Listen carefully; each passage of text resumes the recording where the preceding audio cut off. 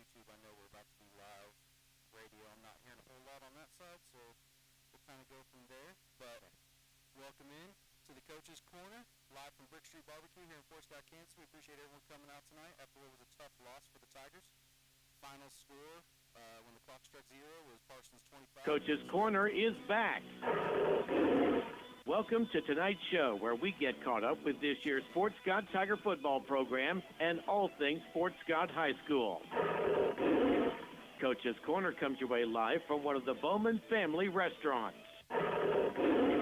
For this hour, we'll be chatting with head Tiger football coach Jonathan Stark, discussing all things football, but you never know who may end up in the Coach's Corner with us.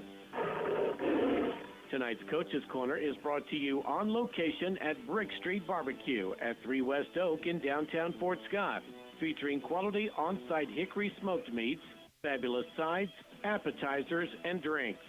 Follow Brickstreet BBQ on Facebook for specials and upcoming events. Also sponsored by Gross Insurance at 18 South National in Fort Scott, providing coverage in Kansas and Missouri.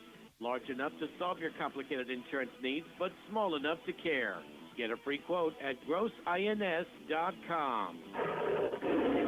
And brought to you in part by these enhanced sports boosters: Atkins Insurance, Casper Enterprises LLC, Billiard Hammer Hartman Insurance, Fort Scott Community College, the Hole in the Wall Liquor Store, Canar Eye Care of Fort Scott, La Hacienda, Myrick Mechanical, Marsh's Deli, Norris Heating and Air Conditioning, Opie's Pizza, and State Farm Insurance. This program is also made possible by all KOMB KMDO sports boosters. Now let's huddle up for all the action at the Brickstreet BBQ Coach's Corner on All Hit 103.9 FM and our YouTube channel, Fort Scott TV. Here's the voice of the Tigers, Dillon Duffy. Good evening, everybody, and welcome to Coach's Corner live from Brickstreet BBQ here in Fort Scott, Kansas.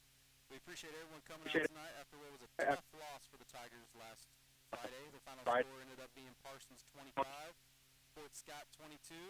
It was a battle. At one point, the Tigers were unfortunately down 3 scores, but they did show heart, and they fought all the way back, closing strong in the fourth quarter, where we actually did win the fourth quarter there. Unfortunately, the clock just ran out before they could complete the comeback. Tonight, we're going to break down the game, drive by drive, play by play. We'll talk about the penalties, turnovers, the big moments on special teams, and also the resilience the team showed to never give up. We got a lot to cover in the first half. Then we'll look into the second half surge, some standout performances, and where the Tigers will go from there. So let's get into it. Coach Stark, thank you for joining me tonight.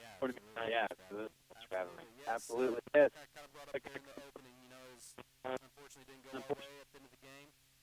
Clock struck zero. I think we mounted a pretty good comeback there in the fourth quarter. Before we get into all that, let's kind of talk about the start of the game, No. First drive, we came out. We didn't go 3 and out, so that was a positive from payover. We did have to punt, though. We had a got us borderline there. But we punted, then they punted.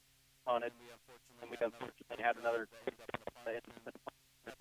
got the ball back. The second drive is where we kind of saw the first touchdown of the game, so let's kind of get into that. I mean, our defense showed resilience. Even, I think it was double sticks there on third down. They scored. It ended up being a 40-yard touchdown, but our defense came out with a lot of momentum. Yeah, no, our defense played really well. Offensively, we were able to move early in the game. Some penalties. Really kind of stalled out our drives. We weren't very good on special teams, so that hurt us with field position. So our defense came up in a really big way at the start of the game, and honestly throughout most of the game. Their first touchdown, credit to them. It was a great play call. It was a very well-executed play. It's 3rd and 17, and they ran a screen. They were able to break it for a long touchdown. Yeah. Some things that were frustrating about that is we had some guys who had great pursuits of the football, and we had some guys on the field who it seemed like took the play off a little bit. And when you do that, you give up a big play. And it may not feel like it at the time, but sometimes that play can be the difference between winning and losing the game. So, 3rd and 17, we had better hustle, we had better pursuits of the football. We're able to get him tackled, And it's a good play for them, but it forces a fourth down. So then they have to make a decision. Do they want to punt the ball and play field position, or do they want to go for it? And then if we're able to stop them, then we have really good field position. But we didn't execute on that play. We didn't play hard enough that play. The thing that's really frustrating about that is our effort defensively the week before against Paola. We did play super hard, no matter the down and distance. We didn't take the play off. That play, we had a couple guys take the play off and it really cost us. Going into that, we did take it seemed like some of us did take a play off. We had really good quarterback there. It was one of those back when I played, you'd pursue and you're like, oh man, I'm going to get a sack. Man, I'm going to get a sack. All of a sudden your screen, like, they set this up they did exactly what they wanted. So they did get a good look at it. They kind of went back to it a few times during the game. But that ended up being a 49-yard touchdown on what we'd call slip screen on really we were putting them backwards. We had a good chance they might not have punted. But it fourth down regardless from where they did score. Good thing is we kind of got our composure back right after they did score, and we did block the extra point. Kind of a positive. I think. It seems it's a huge positive. Huge positive. I mean, it's not a little thing at all. The week prior, we got scored on, and we didn't line up right for the PAT. This week we got scored on. Nobody wants to better. So when you get scored on, especially on a play like that, it's pretty demoralizing. So our players on the field, they deserve a lot of credit for moving on to the next play, as frustrating as it is, and it should be frustrating when you get scored on. And they did a great job of getting the PAT blocked, which came back to be a huge deal, and really kind of changed how the game ended a little bit and gave us a chance. Because we blocked that, we had a chance to win all the way up to the very end of the game. Yeah, exactly. It ended up being only a field goal game, and we had a chance to maybe get there one of these days to see how far our buddy can kick the ball. Maybe one of these days we'll get there. But we also, special teams, we kind of lost that battle. We did block that. We had a pump block kind of. They kind of found out that we kind of do that rugby style, lead to the right, because we do have one of our punter who could roll out and take it if it. But they seems like they got through our line and they ended up blocking that punt there on I believe our third drive, kind of right after they scored. So they kind of gained that momentum in the first quarter, going into the second quarter. Yeah, no, it's hard to win a football game when you get a punt blocked. That was at that point in the game they were playing harder than what we were playing, and you saw that when we were on offense. You saw that when we were on defense, and they scored their touchdown, and you saw that on special teams as well. We had to punt the ball because we were struggling to get our blocks, and we were struggling to execute passing the ball and to move the football. So then you have to bring your punt team out. Well, then when they're playing harder than you, and you have your punt team on the field, it's probably not going to go well, and that's kind of what happened. I was proud of us for picking up the intensity throughout the game. We just got to find a better way to start faster. We got to do a better job in practice of practicing well right at the beginning. And if we're able to do that, I think we'll be able to start better off in these games. For sure, yeah. And then kind of another thing we need to dip into besides some I would call it maybe just a lapse in mental judgment in a sense, I would say. The personal fouls, we kind of got into it after the game and the post-game show, but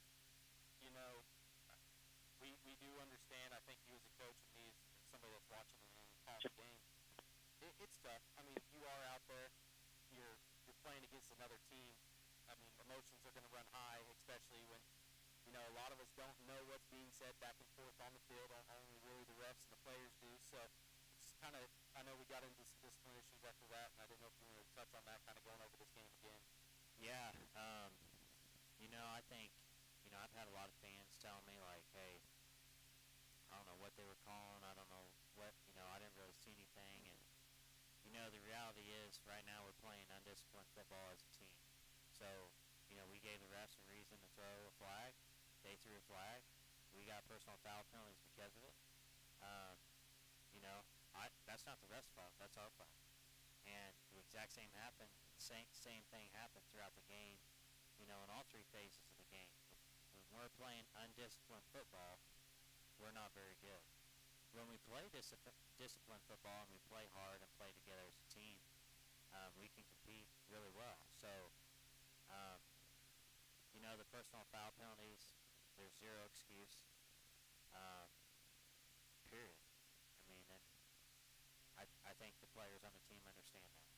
Yeah, and I think moving forward, as we kind of get into independence and stuff like that, those are some of the battles that we have to win.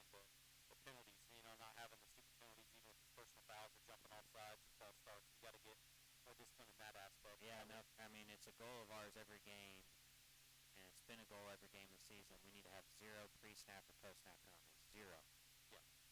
And we're 2 games in, and we've had a lot more than zero. Yep. So, I don't blame the players for that. I would blame myself for that. I got to do a better job of holding the players accountable in practice and being a disciplined football team. Because clearly what I'm doing in that aspect isn't going very well. Because the result speaks for itself. But we did make some changes this week with how we practiced, and I think we'll be a lot better in that. I think we'll be a lot more disciplined football team moving forward. Yep, and for sure, and don't beat yourself up too much about it. It is a young team. It is kind of their first action as well. So I mean, it's not going to be can't put the whole discipline thing on you. But I bet the players and the fans and everybody appreciates that you are taking accountability for it and trying to solve it any way that we know how, kind of thing. Another kind of tinker in the game that we kind of ran into, unfortunately, was we did lose a turnover battle. With a lot of punt and then some other things. Reading your scouting report that you kind of send me when we get into the kids, which I really do appreciate. It seemed like there's about 5 things that you kind of go into the game. Like if we can win, loss over in this column, we're going to have a better chance of winning the game. Sometimes you go 5-0 that there's still those kind of tricky games that you might not win, but we were kind of 2 of 5, and one of those was the turnover battle. We did lose that, so yeah. The 5 things. I can't remember if I've said it here on the show before or not, but it's from Willie Fritz, who's a Pitt State guy. He's the head coach at Houston right now.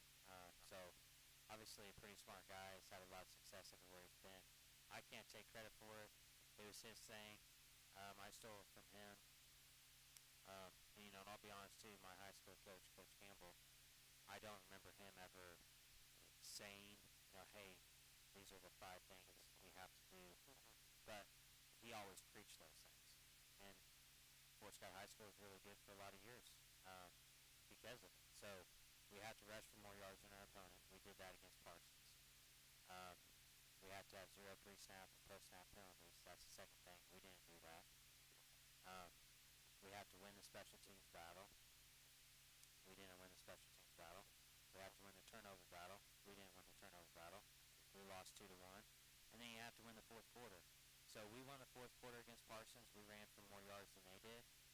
Because of that, it was a really close game. And when you lose a game by 3 points and you look at those other 3 areas, okay, so we had 7 pre-snap and post-snap penalties. Well, if we had 0 and we would have won 3 of our 5 goals for each game, that's probably the difference in the game. Yeah. If we win the turnover margin, which we lost 2-1, if we just win that, we probably win the ball game. Yeah. Or the special team saying if we don't have a punt block, we do a better job of catching kicks and punts. That may be the difference in the game as well. So there's the margin of victory or defeat is pretty thin.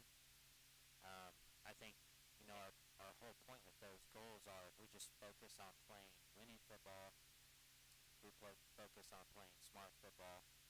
If we just focus on those things instead of our opponent, I think we'll play a lot better, and then I think the outcome will come that we won.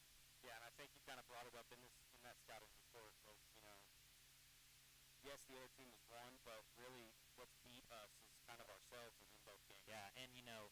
Yeah, and that's how we feel for sure. And I mean, Parsons deserves a lot of credit. Their head coach Jeff Scheibe is coaching the Shrine Bowl. He's a great coach. They've got a great staff. He's done a great job with their program and turning them into being a very competitive football team year in and year out. Parsons, their quarterback deserves a lot of credit. He had a great game. Their running back had a great game on offense and defense. They had some size. They always have speed. Parsons always has speed. They had a lot of size, and they were a pretty physical football team. So, I mean, they beat us. They deserve to win. They had some really good players. I didn't think they were a cheap or dirty team at all. I thought they played the got a lot of respect for him.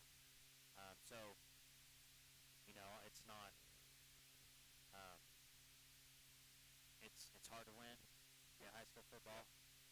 It's not going to be easy, so, you got to do everything right on your end, and sometimes when you do that, you're still not able to win. Now, to your point, it is frustrating when you don't feel like you're doing everything right on your end and things within your control.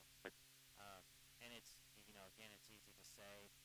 Sometimes it's kind of hard depending on the game, but, like those 5 goals you have. It's like we can play a football game and we win the majority of those, and we lose. I can live with that. You hate to lose, but sometimes you got to have respect for the other team, and, sometimes you're not the best team, and that's okay. If you can eliminate some of the self-inflicted wounds that you have, and that's what you've been having as a team. Yeah, for sure. And then, despite the rough start, there were some bright spots and adjustments that kind of kept us in the game in the second half. So with that, let's take our first break of the night, and we're going to dive into those next. You're listening to All Hit 103.9, KOMB FM, and Sports.TV on YouTube. This has been Coach's Corner. This is Campbell, and this is Gracie. Follow the Red Brick Road to Brickstreet BBQ. 3 West Oak Street in Fort Scott. Get ready for a flavor adventure at Brickstreet BBQ. Brickstreet BBQ is more than just in-house cookies and mouth-watering sides. Dive into wraps, fresh salads, and now with heartwarming soup and red for fall. And yes, pumpkin spice desserts are here. My favorite. Follow the Red Brick Road to Brickstreet BBQ.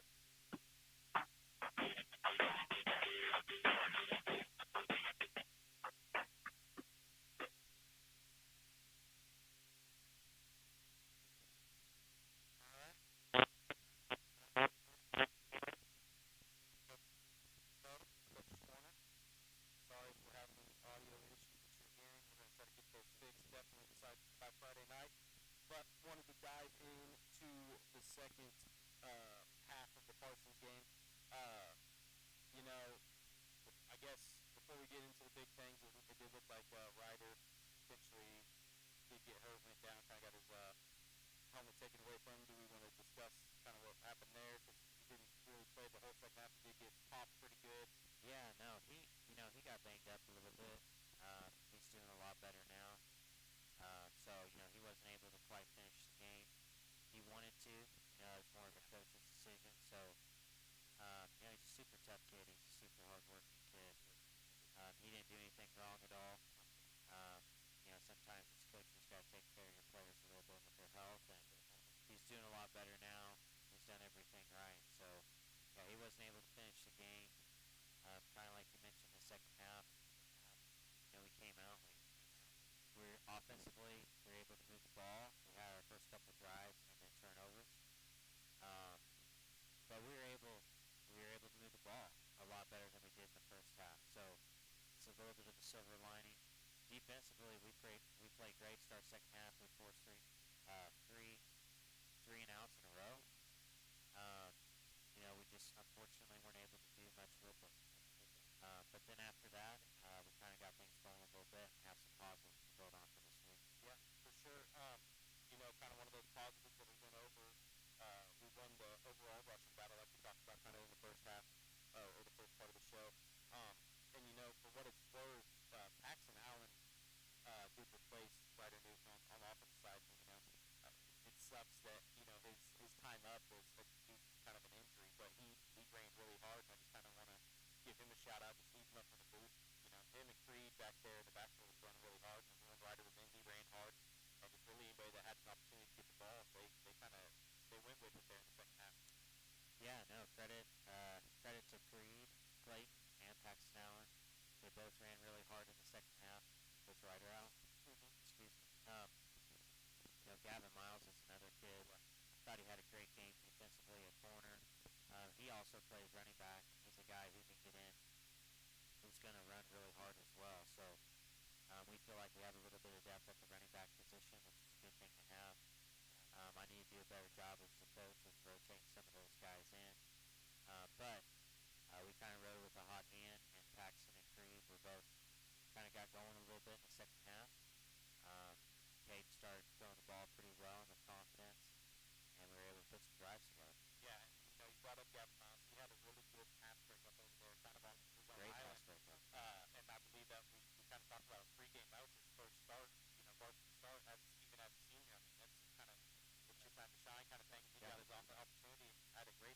up and really kind of locked down that side over there basically the whole game. Yeah, he did. And one thing that's awesome about Fort Scott and great is we've got a great tradition in athletics. We have a great tradition in football. When you're a Fort Scott Tiger, it doesn't matter what sport you're in, you expect to win. And that's Tiger pride, and that's there's no other place I'd rather be.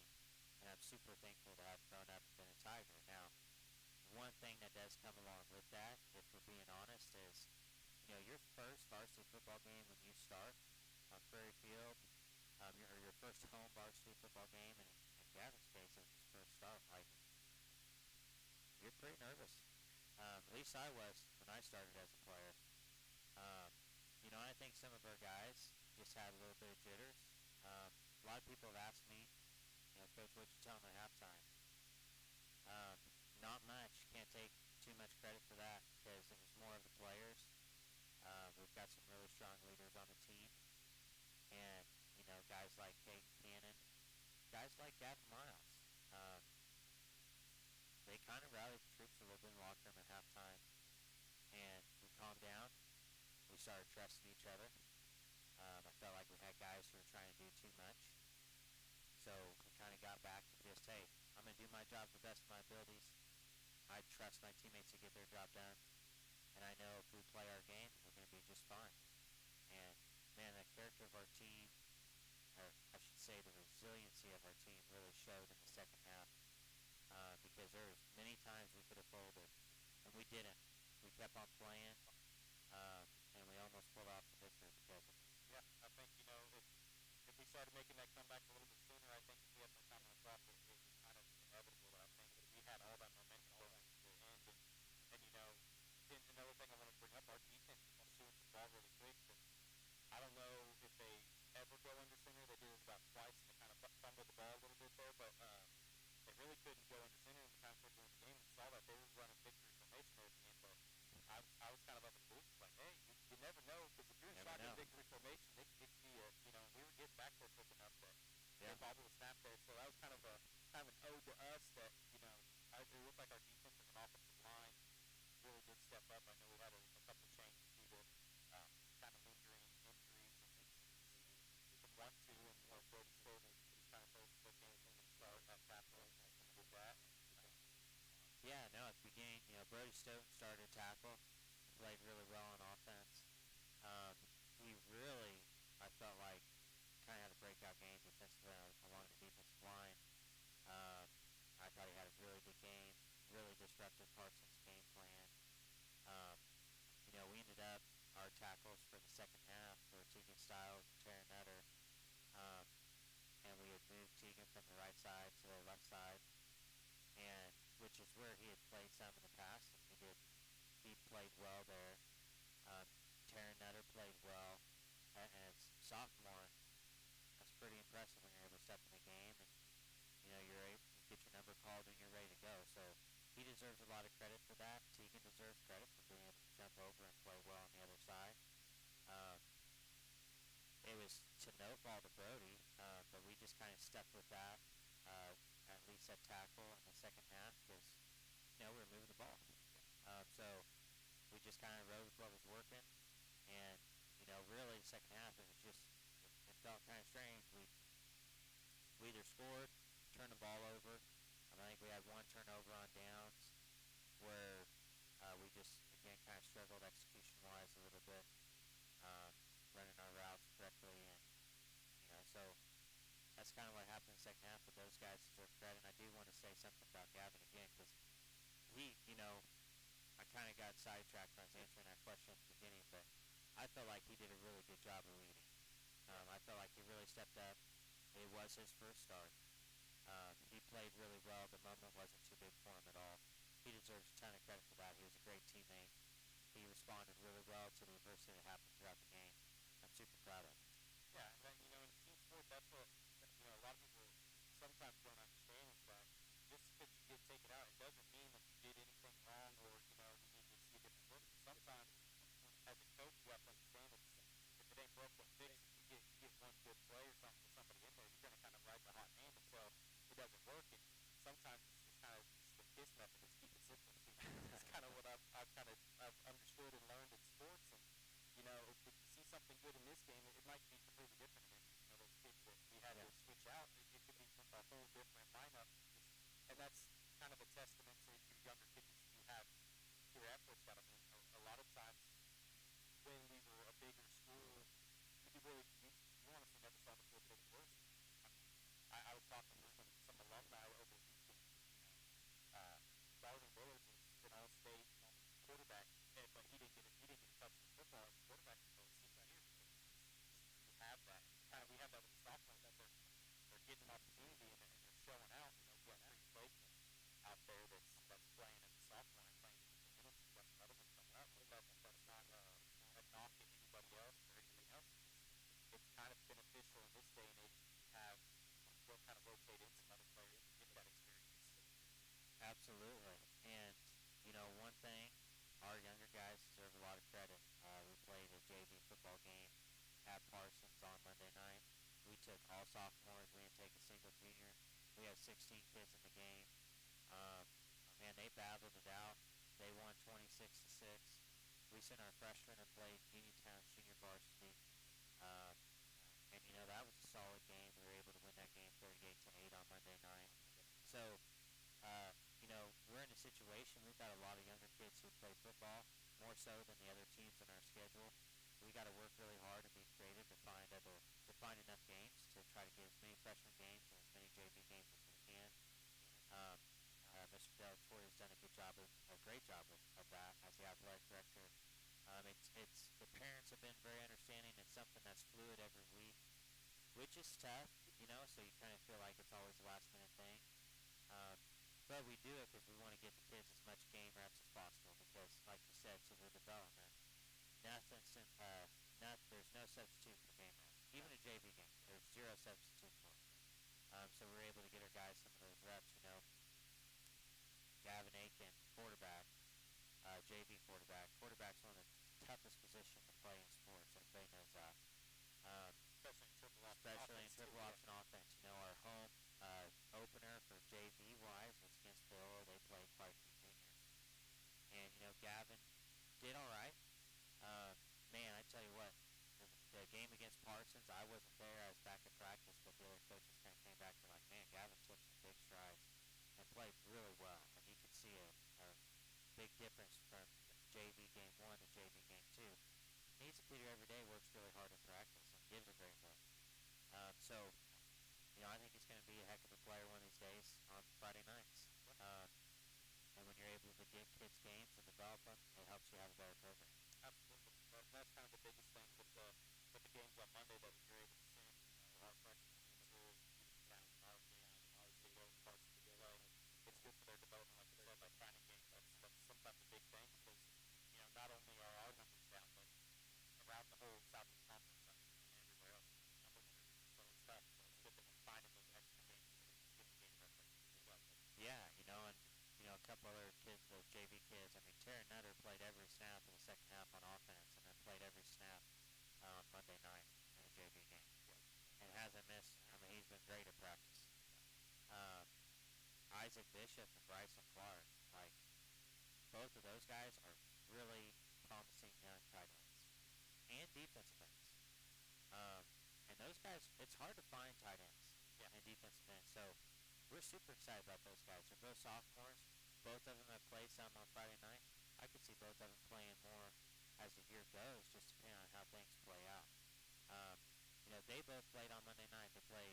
We had them switch series. They played some tight end. They played some guard.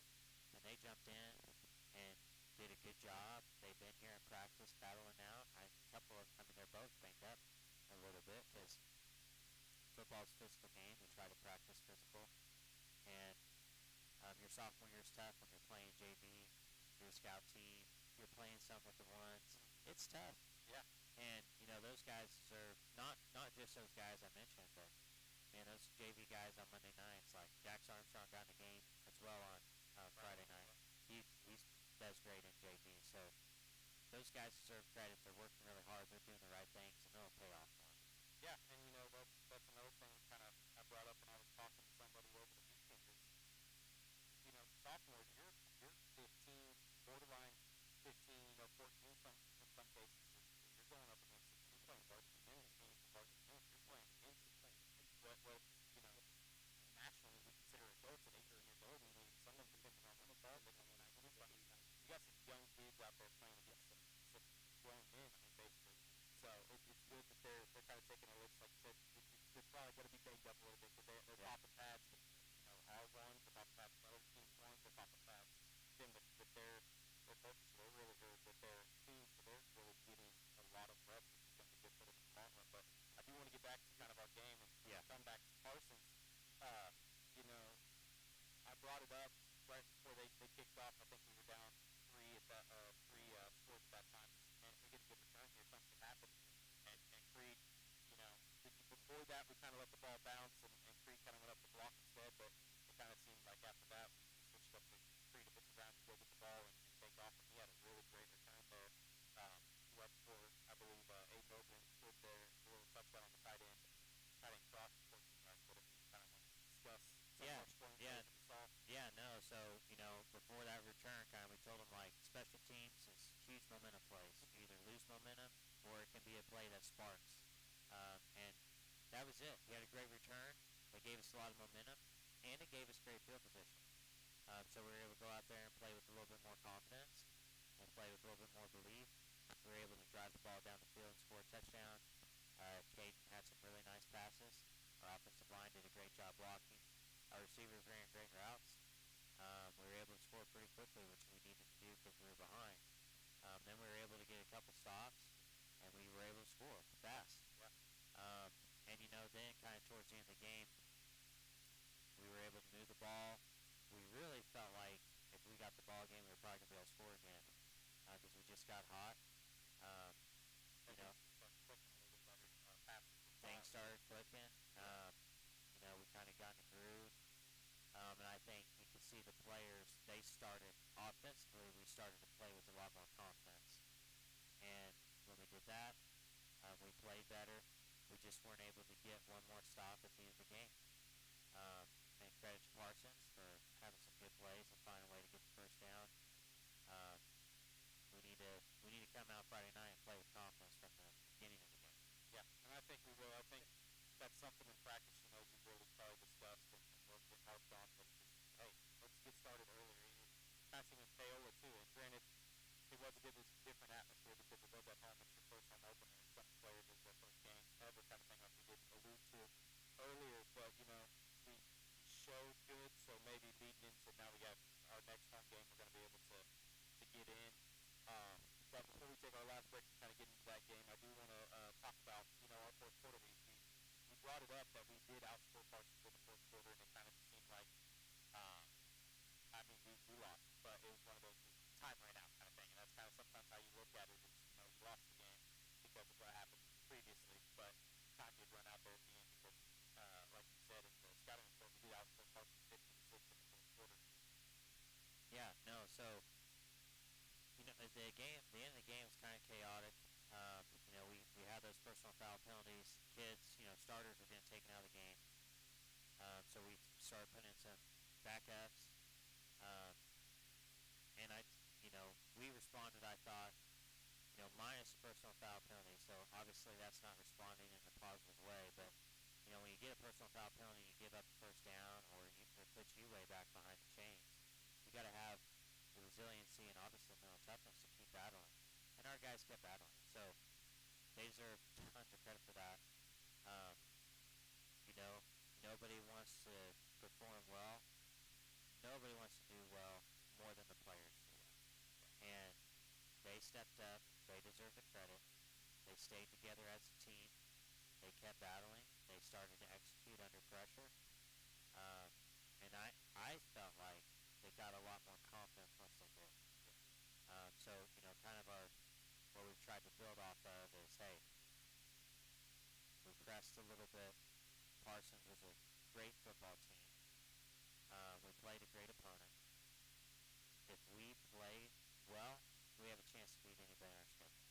If we don't play well, we're not going to beat anybody on our schedule. So we need to have confidence. Our confidence needs to not just be because we want to win, because everybody wants to do that. But our confidence needs to come from how hard we've worked, everything we've done leading up to this point. And then, you know, I've encouraged other players, like, go back and watch the stuff on film and see some of the really good things that you're doing. Because we have a lot of guys who are doing things really well. Collectively as a team, we need to be more consistent.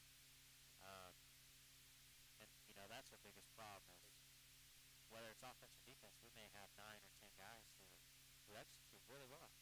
Well, the one guy who doesn't, or the 2 guys who aren't playing hard, that specific play. Well, then it doesn't work that way. We got to have all 11, and we can't just do it one play. We got to do it multiple plays in a row. Our consistency in practice has improved drastically this week. Still not where it needs to be, but I think we'll start seeing that in games. We'll start playing more consistently, and I think we'll start playing with more confidence and be more competitive. Yeah, and you know, kind of coaches like you hope that when you send a player out there, it's not like they're saying, okay, I need to do this. It's okay, I know I'm going to do this.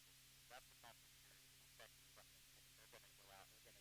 What they know that they can do, and they've seen it. That starts in practice. You know, working hard every practice, making sure that you're doing the right thing. And if you do mess up, good thing it is in practice because you're going to be correcting it and being able to fix it in the game. So the lights are on. You're going to lose, but you know you can. Right. Yeah. All right. Right. Yeah. But with that, let's move on past Parsons. And I know it's Wednesday, so you guys already have. But we always, when we have the coaches show, we kind of got to bring up the past game. But let's move past Parsons, and after this break, about 3 minutes, we are going to jump into Friday night lights, Prairie Field. We're going to be playing the Independence Bulldogs in a pivotal SK matchup series from All Hit 103.9 and Sports TV on YouTube from Brickstreet BBQ.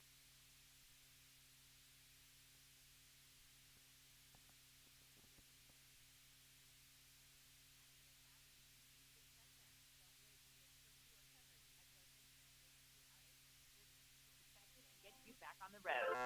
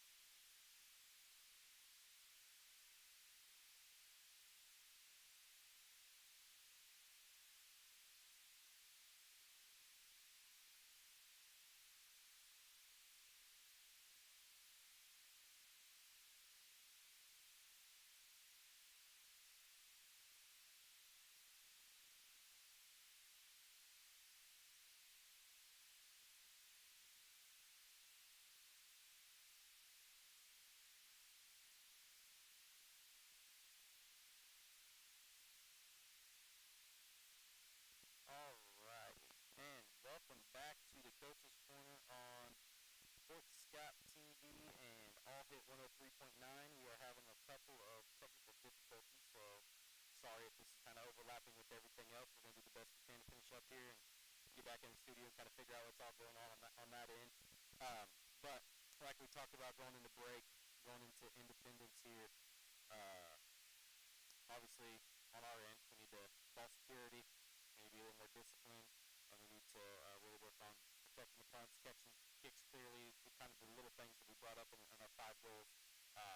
Obviously we're hoping to win the rushing battle there, and then limit our turnovers, all that fun stuff. But kind of going into that, what are you thinking we need to do here against Independence? Kind of early thoughts. Yeah, no. So Independence is 1-1 on the season. They beat Columbus the first game of the year. They've had both games at home. So then they played Mulvane their second game of the year, and Mulvane was able to beat them. So Independence is a team. They've got some players who are extremely athletic and really fast, especially their quarterback, Javen Colbert. He plays basketball as well. He's their point guard on their basketball team. He's a great basketball player. And you can kind of see that in his style of play of how he plays football. He does a really good job of distributing the football. They kind of snap the ball to him in shotgun and let him decide if he wants to hand the ball off, if he wants to keep it, if he wants to throw it. So it's a tough scheme to defend. They do a really good job with that.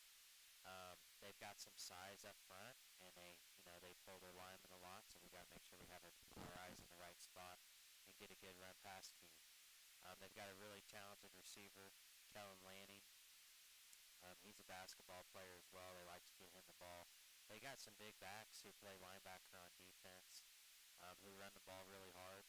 One of them had a kickoff return for a touchdown. So they've got some speed as well, but I'm sure the fans will be able to see in the game. They've got some really good size to them. The roster we got from Independence didn't have height or weight included on it, so I couldn't give you their exact height and weight, but they're pretty big backs who run hard and run behind their pads. Defensively,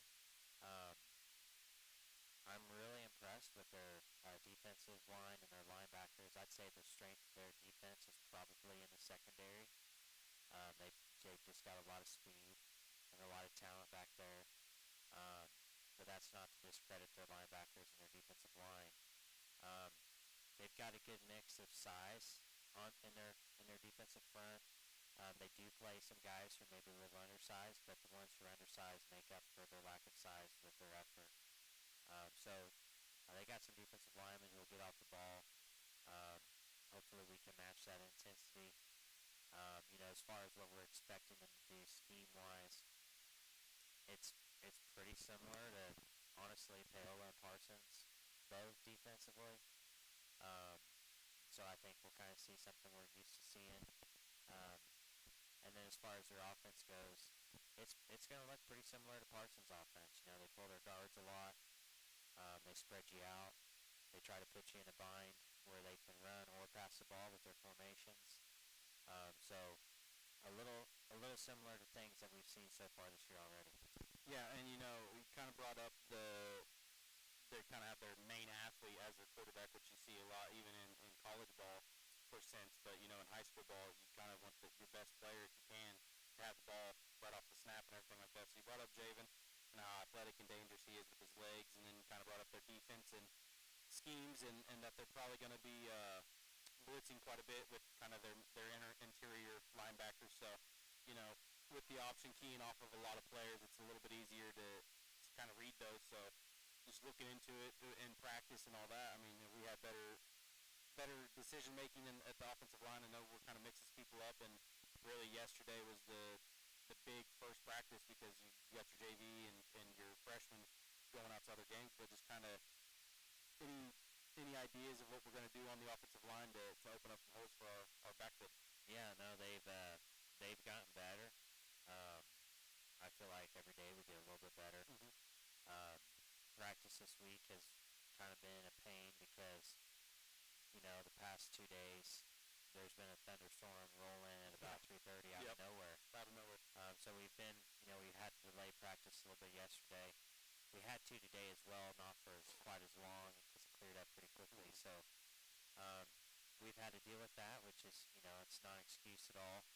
But I thought we've shown some maturity with being able to eliminate distractions, be at practice, work hard, We've continued to give them looks in practice at blitzing linebackers. We've got some really good looks at that. So if Independence comes out and blitz, which is really what they've shown the past 2 games on film, we'll be prepared for it. If they don't blitz, we will be prepared for that as well. And I think we're going to do a better job.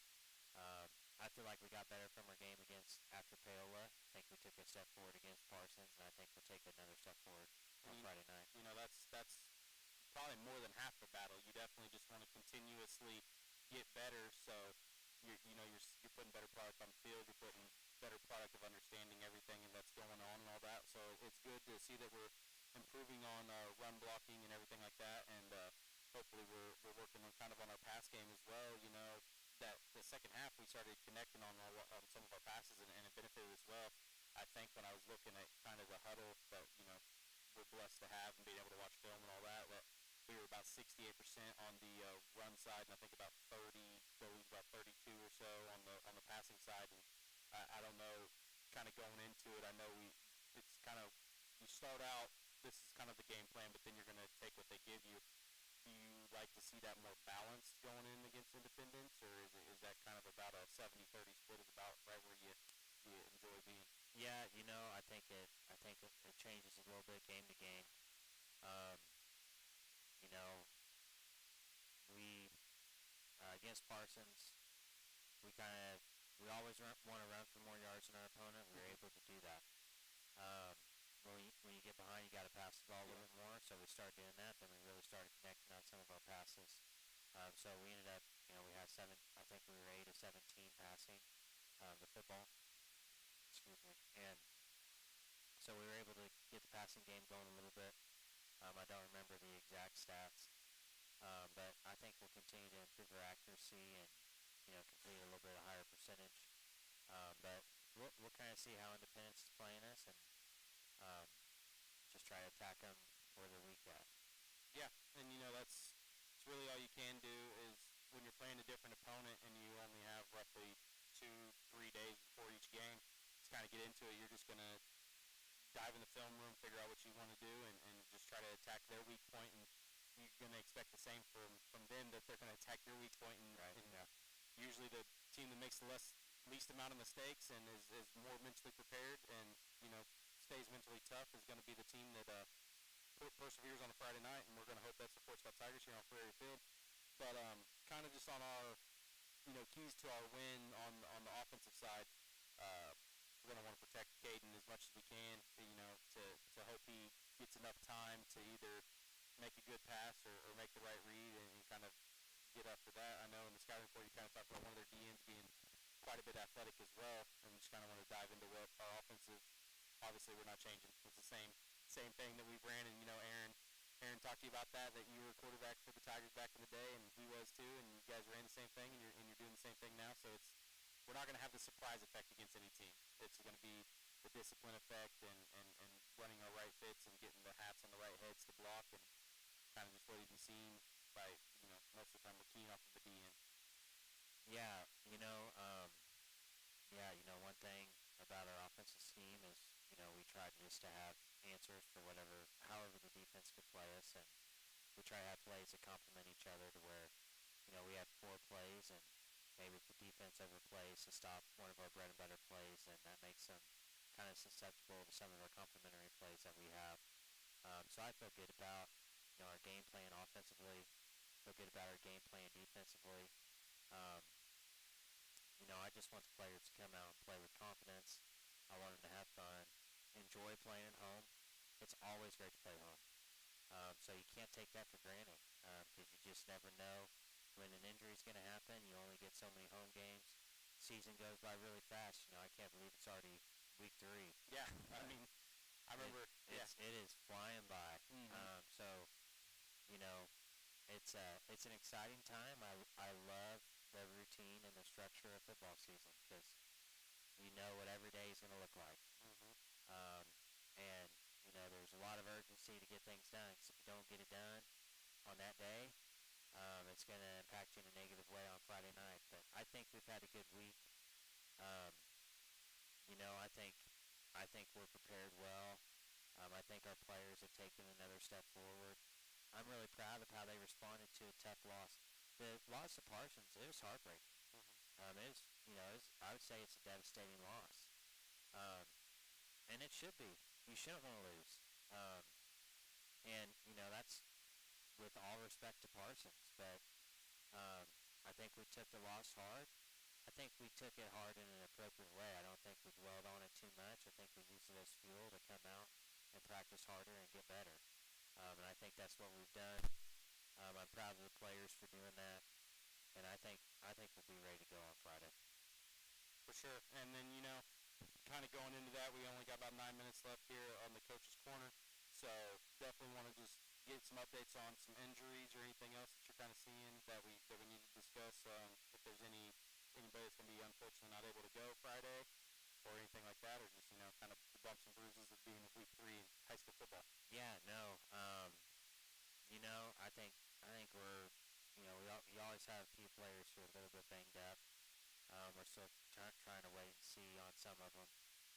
And then, for the most part, I think we're pretty healthy. You always have some kids who aren't able to go because of maybe they don't have the grades. Yeah. So we've got a couple of those. So we'll kind of see how things play out. We're probably not going to be quite at full strength. We'll probably miss a couple kids due to injury. But for the most part, we'll have our full lineup, and we'll be ready to go. Yeah, for sure. We got to do the work. We were a student athlete at the start of it, and it was one of those kids that back in the day was a borderline problem when it came to that. Just turn the papers in. That goes a long ways of just showing effort in the classroom along with the football field. But it's kind of you brought up your goals in our first coach's corner, and I doubt they have changed any throughout the season yet. But if we kind of go back into those and revise those, or kind of discuss them again of what we've seen, and if we're kind of if you don't have goals in life or in the sport or in coaching, what are you really doing? Because if you're window peeking the wins and losses, you're not growing as a kid or a coach or anything like that. So just kind of going into that, I wanted to dip into that. Yeah, no, for sure. So I'll jump into kind of what our focus has been for the week to close us out here. But we talked about our goals at the beginning. So our goals for every football game, and we just preach to the players. We want to play winning football. We want to play smart football. We want to trust our teammates to do their job. We want to do our job to the best of our abilities. So it's all easy to say. It's hard to do. So, the 5 goals, we want to rush for more yards than our opponent. We want to win the turnover battle. We want to win the special teams battle. We want to have 0 pre-snap and post-snap penalties. And we want to win the fourth quarter. I think if we do 3 of those 5, we got a great chance to win the game. Yeah. We do 4 or 5 of those 5, your chances of winning just keep going up. Yeah. So that's our focus for this game. That's going to be our focus for every game. Our focus for this week in practice, we talked about it a little bit last week. But last week, I shared that quote, like, when the bullets start flying, you resort to your lowest level of mastery. And what the players are doing in practice, and, really the whole point of practice is, and it's different for every position, but you're trying to improve your skill or improve your ability as a football player. You're trying, for a lot of these players, they're trying to acquire or attain a skill. And, you think about it. It doesn't matter if it's football. Doesn't matter if it's throwing the football. Doesn't matter if it's running the triple option. Doesn't matter if it's tackling. Tackling is a skill. Playing hard is a skill. When I'm sure probably there's lots of parents listening, but, like I know as a parent too, like with your kids, when they start trying to learn how to eat, like it's just the fine motor skills and things like that. With any skill that you learn, you start to learn it, it's inconsistent at the start. And our whole message to the team has been, we're getting a lot better. We're acquiring skills. The things that we're doing, they are working, and you can see it showing up on film. We film our practices. You can see it in practice. You can see it in the game. When we get to the game on Friday, where whatever, each player individually, and then obviously collectively as a team, whatever our lowest level of mastery is for the skills that we need to have success for that specific play, whatever our lowest level is, that's how we're going to perform on Friday night. So, you know, this is one example, and we did great with this in practice, but, you know, like with our passing game, because it's an easy thing to quantify. You know, if in practice when we do group pass, you know, we go 0 our first 6 passes, and we got to throw 7 passes to get a completion. The game on Friday night's probably not going to go any better. Yeah. Yep. And, you know, I use that as an example because this week, that's something we did great. You know, Caden, when we did our group pass, I don't know if we had a pass that hit the ground. And I think we had a couple, but he was, you know, he started off right off the bat, out of a little bit of a lightning delay, I mean, on fire, and started strong. He's improved a ton. He's a really talented player. I thought he played well on Friday night.